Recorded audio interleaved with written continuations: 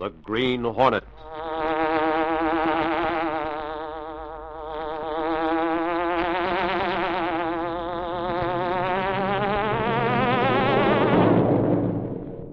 He hunts the biggest of all game, public enemies who try to destroy our America.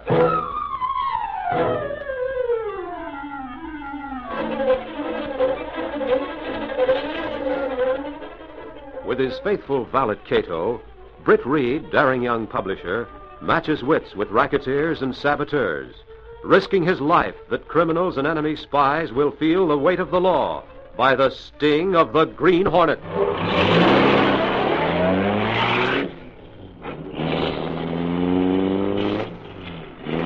Ride with Britt Reid in a thrilling adventure, The Man Who Came Back. The Green Hornet strikes again.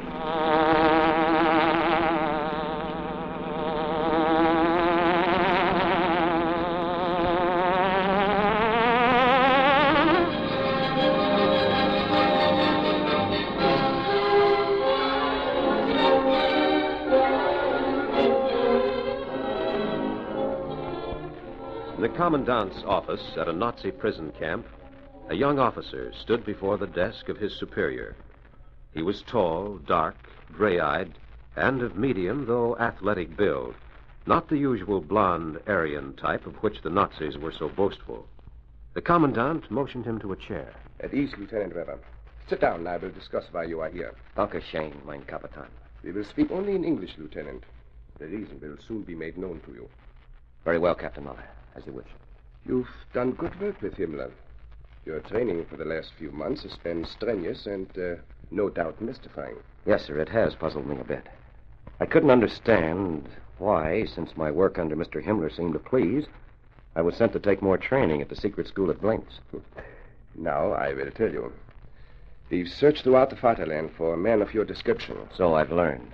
From the reports of your good work, and from your description and photograph, you were selected for a very important assignment. That's why you were sent to Blentz. Thank you, Captain. You were brought up in the United States, is that not so? Yes, I had all my schooling there. Mm-hmm. You're most familiar with them, these Americans, then. And you speak the language as one of them. Oh, yes, of course. But I'm loyal to the Nazi Party, as you can readily see. Do you think you would have been selected for this work and recommended by Herr Himmler himself if you didn't know that to be true? Thank you, Captain. At Blentz, they had you listen to recordings of an American. Had you learned to imitate the voice, is that not so? Yes, that's true. They tell me I've mastered it perfectly. But why? Of course. You are anxious to know what it's all about. Listen. Here in this prison camp is an American lieutenant, a pilot who was captured at Hamburg. The voice you studied was his voice. I see. Now, come over here with me. There on the wall is a small picture. Behind it is a hole through which one can see into the next room without being seen. He's in there now. Look through. Yes, Captain. Do you see? He is tall, dark, and the figure is like... Like me? Exactly. Close it now. There. Come back to my desk.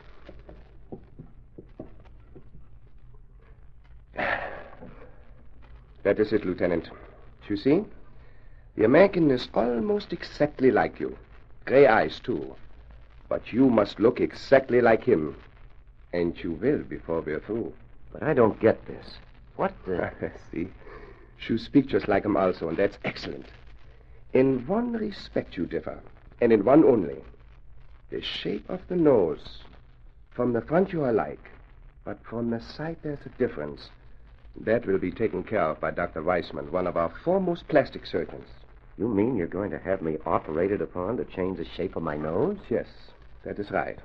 Dr. Weissman will have the American taken to the operating room under the influence of a strong drug. She will be placed beside him and the operation performed. If there's by chance any other physical difference, Dr. Weissman will take note of it and correct it so that when he is through, you and the American will be exactly alike. Not to be told apart. You see? Captain, this is so unusual. It is for your country, Lieutenant. The reason for all this is that you are to take the American's place. In the prison camp? He's soon to be exchanged. But you will be in his place to go back to America and carry out our plans there. So that's it. Oh, but what of his people, his family? Perhaps a wife or a sweetheart. Surely they'd soon We have know that intercepted all his mail. We will tell you much that you should know. But what you don't know will not matter. For you see, his medical report will show that he is subjected to spells of amnesia. Amnesia. Then, in an emergency, I wouldn't have to remember. That is right. When questions arise that you cannot answer, when you meet people you should know as the American, you will have the excuse of amnesia. It's clever of Himmler to think of that, huh? Clever is right. Amazing is more like it. Yet I don't know. You have doubts, Lieutenant? Perhaps the operation is not to your liking. Is that it? Oh, no, Captain. I'll go through with it. I think it an honor to be chosen for this assignment. Good. You've spoken like a true Nazi. Be ready, then, for Dr. Weissman this afternoon. In 6 weeks, you will be sailing to America as John Moore, Lieutenant Pilot of the United States Army Air Corps, an exchange prisoner from Nazi Germany.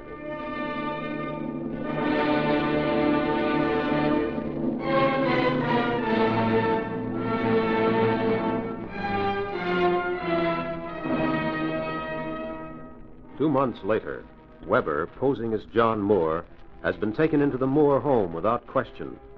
Noticeable changes in habits had been laid to his experiences and condition by Mr. and Mrs. Moore, who looked upon him only as the boy whom they'd sent away to war and who'd come back a man.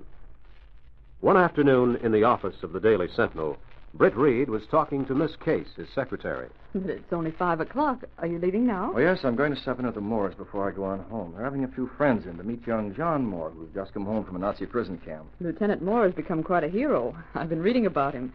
By the way, Axford went out to the Amigo plane factory this afternoon.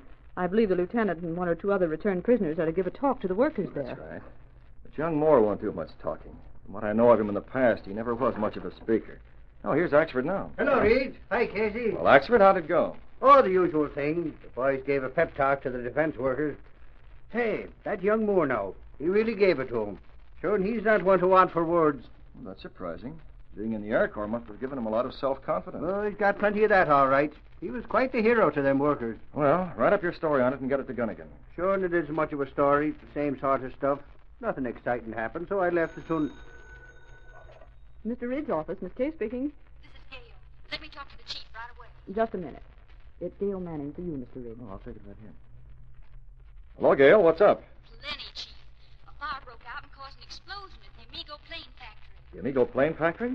Well, what caused it? Do they know? No, but they hinted it could be sabotage. Yet they've been very careful. The place is heavily guarded.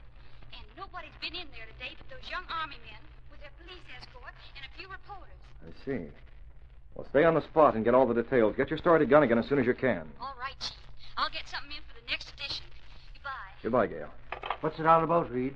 Seems as though there's been sabotage at the Amigo plane factory. Sure, and the president himself couldn't get by the gates out there without being identified and searched. Yeah, I know, but someone did get by and got away with it. Someone who's too smart to get caught.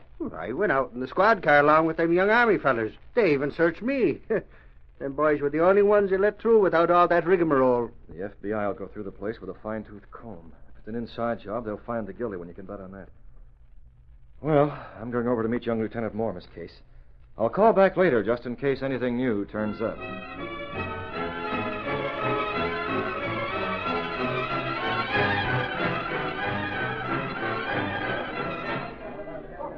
Oh, Britt Reed, I'm so glad you could come. How are you, Mrs. Moore? Where's our young hero, Johnny? Right over there. Come. I know he'll be so glad to see you again.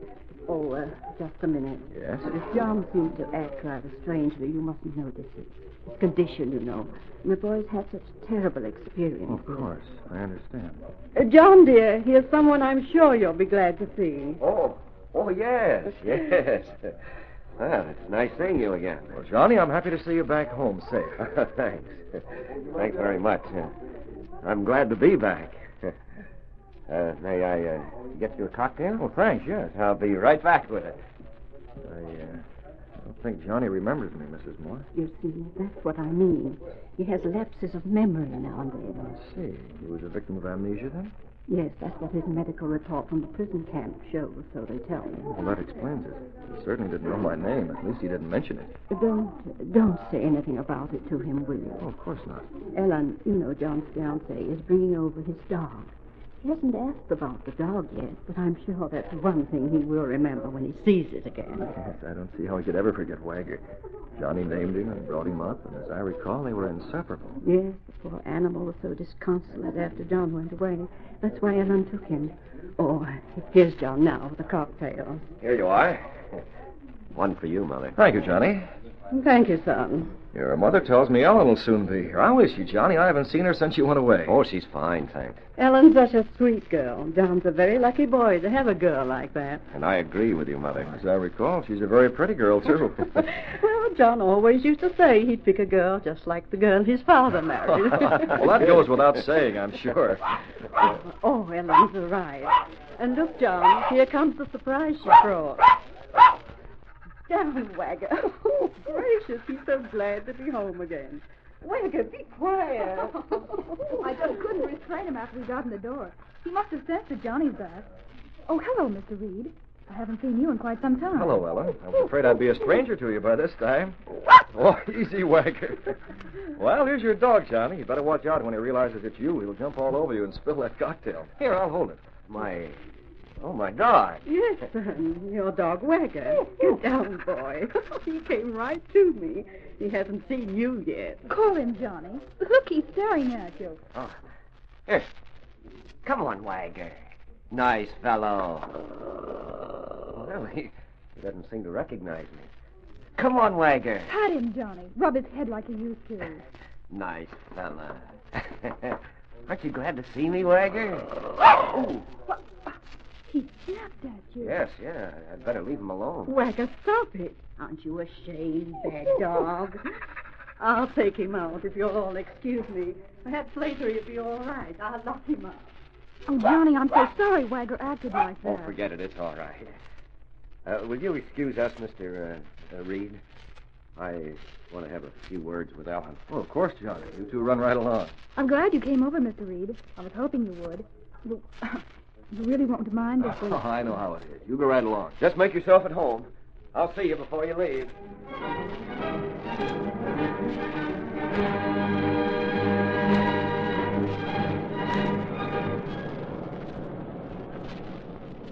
Johnny, something seems to have come between us.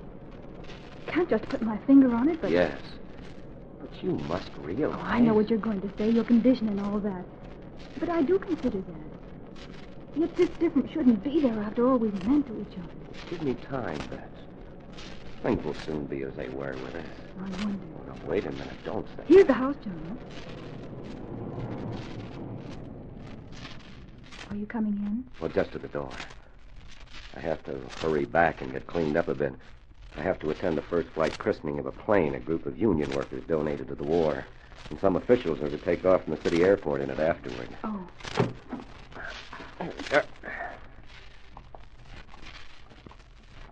I'll call you tomorrow. Just forget all this stuff. Promise? I'll try, Johnny. Good night. Good night.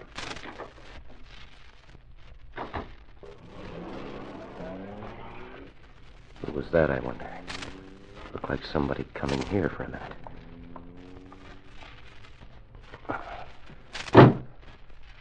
So, the girl is beginning to get suspicious. That will never do at all. I'll have to do something about that.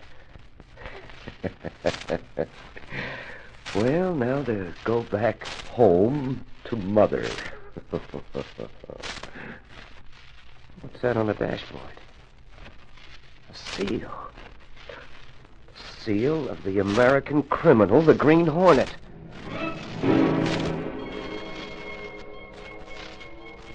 Britt Reid returned to his apartment, where Kato, his faithful valet and chauffeur, the only person who knew Reid's identity as the Green Hornet, put away the car. The two men were talking. What good it do us to put seal of Green Hornet in car of Lieutenant Moore, Mr. Britt? I'm engaging in a little war of nerves, Kato. Before I left the party, I managed to slip into his room and left another seal on his mare. He should see that one when he gets back home. But why you do this to son of a friend? Because I suspect something. Something almost unbelievable. I have reason to believe that young fellow is not Johnny Moore. Not Lieutenant John Moore? Why you suspect such a thing, Mr. Britt? Well, his strange actions, for one thing. He pretended to know me, yet he didn't know my name. But it is said he was victim of amnesia. True. But amnesia causes a person to forget whole incidents in his life, not just a detail here and there. If Johnny had forgotten me as an amnesia victim, he would have said he didn't remember me and let it go at that. This chap pretended. Oh, what else you find, Mr. Britt? His pet dog, Wagger. They were inseparable before Johnny Moore went away. But when the dog was brought in, he growled and snapped at this fellow as he would at a stranger he didn't like. Dogs not forget friends. That's the way it struck me, Kato. Oh, what's that you take from your pocket? A cocktail glass wrapped in my handkerchief.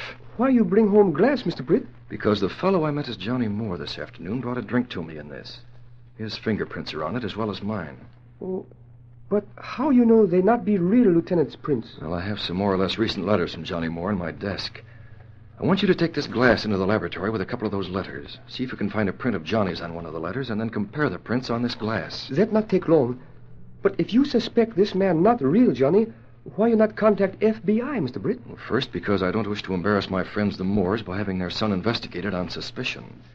Then, if he does turn out to be what I suspect, the Green Hornet can move to bring the matter to a head so that the FBI can move in. Yes, that's so. I go now to make tests for fingerprints. Good. I'll be anxiously waiting. Hello? Hello, Chief. This is Gail Manning. Oh, yes, Gail. What's on your mind? I thought you'd like to know the outcome of the investigation at the Amigo factory.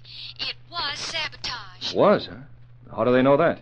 Well, they found evidence that showed the fire was started by an incendiary pencil. That's what they called it. That was dropped in some waste material out there by someone this afternoon. I see. Did you get the story to Gunnigan? Oh, yes. I'm going out to the airport in a little while to cover the christening on that worker's plane. And those same exchange prisoners are going to be out there for the send-off. You mean Lieutenant Moore and the others? Yeah, that's right. I see. All right, Gail. Maybe you might get a good story out of that, too. You never can tell. Well, I hope for the sake of those big shots who are going to take off in it that somebody doesn't sabotage the plane tonight. Yes, let's hope nothing like that happens, even if it would make headline news. Well, good luck, Gail. I'll see you in the morning. Goodbye. Goodbye, Chief. So Lieutenant Moore is going to be at the airport. If my suspicions prove correct, the lives of those bigwigs she mentioned will be in danger.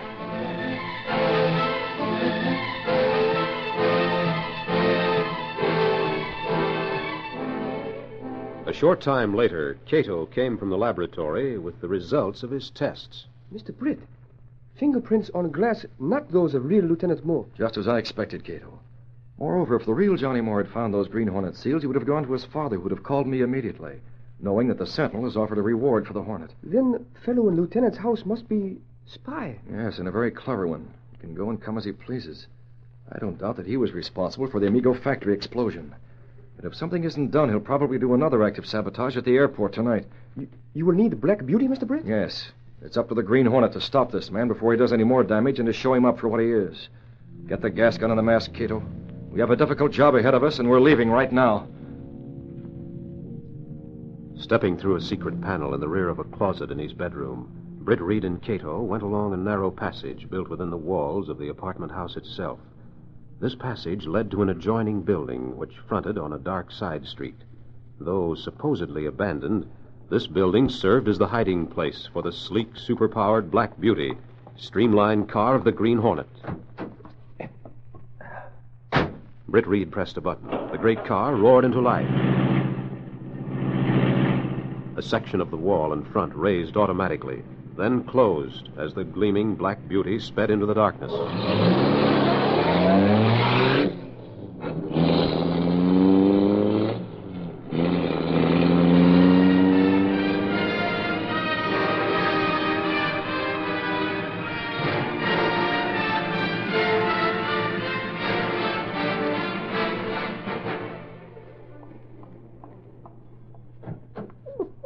Here, Kato, you take care of Wagger.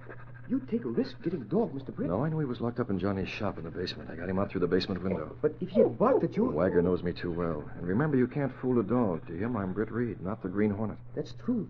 What you take dog for? For two reasons. He may come in handy tonight. And that chap would have found a way to get rid of him. The dog knows his secret, too, you know. What now, Mr. Britt? That lighted window up there over the sun porch is Johnny's room. I'm going up and have a talk with that phony lieutenant. But that do no good. Perhaps he called police. Say Green Hornet threatened him. They believe him. Being what he is, Kato will play smart. I'll try to make a deal with him. He must have a contact here in the city.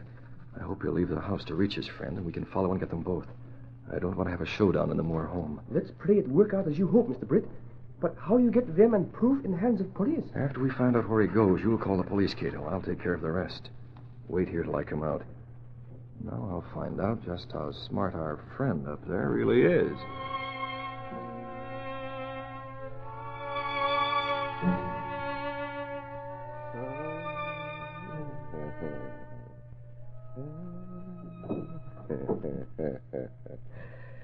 I sure set off this uniform if I do say so myself. And a halt. Do nothing. Ah. I see you understand German and speak it. Hey, what is this? Thanks for having the window open. I'll come in. A masked man. You must be the Green Hornet. Perhaps I am. What do you want here? Haven't we boys been through enough over there without coming back to hell? Drop that stuff, Nazi. That uniform isn't yours. Now listen here. I'm Lieutenant John Moore. This is my home. I can call out and have my family come up. Perhaps so. But would you want them to see, well, some evidence I have in my pocket that will prove you're not John Moore? Well, you have no such evidence. There could be no such evidence. Take a chance and find out. Why did you come here? To make a deal. You Nazi agents always have plenty of good American money to throw around. Oh, you're putting up a bluff. Then call my bluff. It's blackmail, that's what it is. Because you read that I've been a victim of amnesia, you think you can hold something over my head. Still sticking to your story, huh? Well, don't waste my time. How about that sabotage at the factory today and your plans for tonight? I admit nothing. But to get rid of you, perhaps we can come to an understanding. How much? 10,000. And you get the envelope I have in my pocket. Well, how do I know you won't continue to bother me? I'll give you a Nazi promise on it. You, the notorious Green Hornet. Why, you act like an ordinary sneak thief. We seem to have much in common. Stop quibbling. I don't have that much here. I'd have to get it. I'll wait. Oh, no. I mean, I'll have to leave the house to get it. Come back in an hour. All right. I will. And if you have the police here, they'll get the envelope. Don't forget that. So, the Green Hornet's not as smart as I heard he was.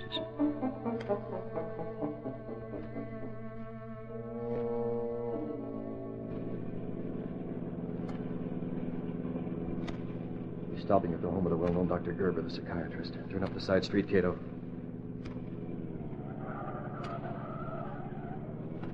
I think he falls for your trick too easily, Mr. Britt. He's smart, Kato. He knew I'd follow. But I'll be on guard. And stop here. We can see the side of the house from here. Look, the light's going on in that room off the terrace. Those are French doors opening out there. They want it to be easy for me to find them and get in. You find other way in? Oh, I wouldn't disappoint them, Kato. I want you to go to the corner store and phone the police. Tell them you saw the Green Hornet forcing his way into Dr. Gerby's house. Then come back here, get the dog, and bring him just outside those French doors. Keep him quiet. You'll know when to act. Now get going and hurry.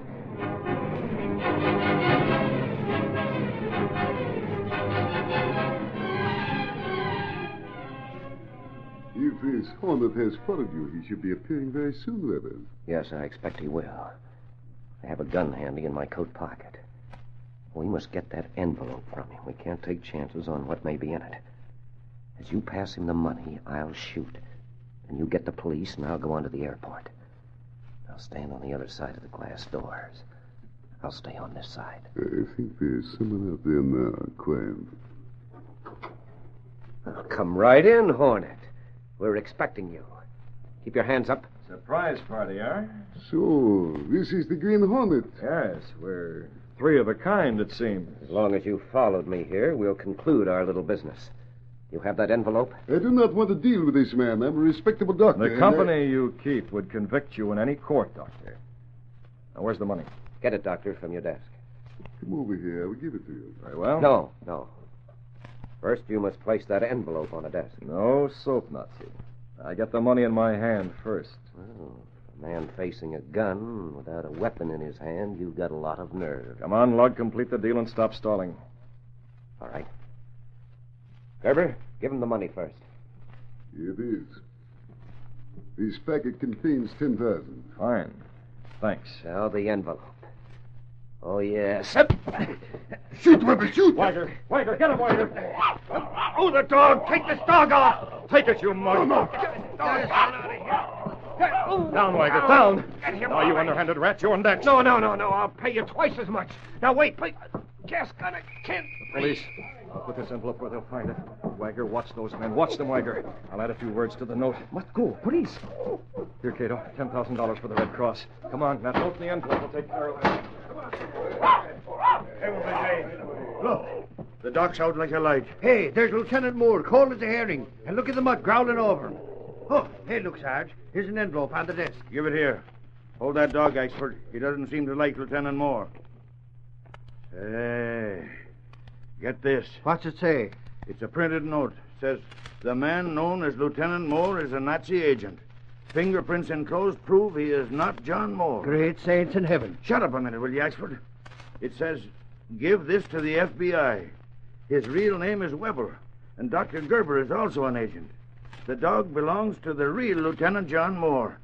Ask them about a Migo factory sabotage. Who could have left that note, Sarge? I don't know, and I don't care. It deserves looking into. Meantime, we'll take the two of them down and hold them for investigation till we get a report from the FBI. Old man Moore will skin you alive if that stuff isn't true. Yeah, look at the snarl on that dog. If that's Moore's dog, it sure don't like him. Sure, and you're right about that, all right. But I'd sure like to know how all this come about. The Hornet. The guy that Carl said he was breaking in here. It's the Hornet, all right. They must have all been in together, and these two double-crossed him. So we showed him up with that note and prints.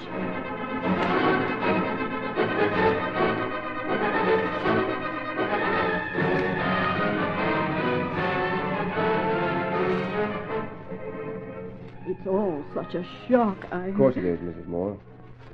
But it's better to have found out now than to have let it go on. Then it's all true, is it, about him being a spy and all? Yes, we have his full confession, which involves Dr. Gerber as another agent. Mrs. Moore, we've contacted the Red Cross, and they'll do what they can to contact your real son. I'm sure he's still safe. Thank you, Mr. Martin. We American mothers have learned to take things as they come and keep smiling. That's the spirit that'll help to win the war, Mrs. Moore. And to think that the Green Hornet did the country a favor when he tried to do his pals a dirty trick. The Green Hornet is a vicious criminal, Axford.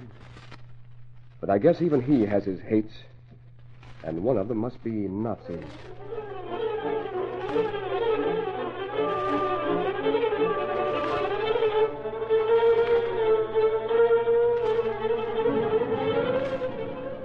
That's Gillespie, paper! Nazi agent posing American exchange prisoner captured.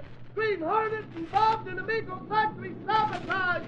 Read all about it. Green Hornet still at large. That's Gillespie, paper!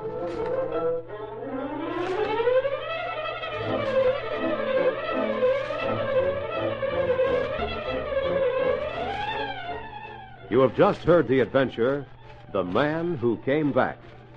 These exciting dramas are sent to you each week at this same time. They are copyrighted features of the Green Hornet Incorporated. All characters, names, places, and incidents used in this drama are purely fictitious. Bob Height speaking.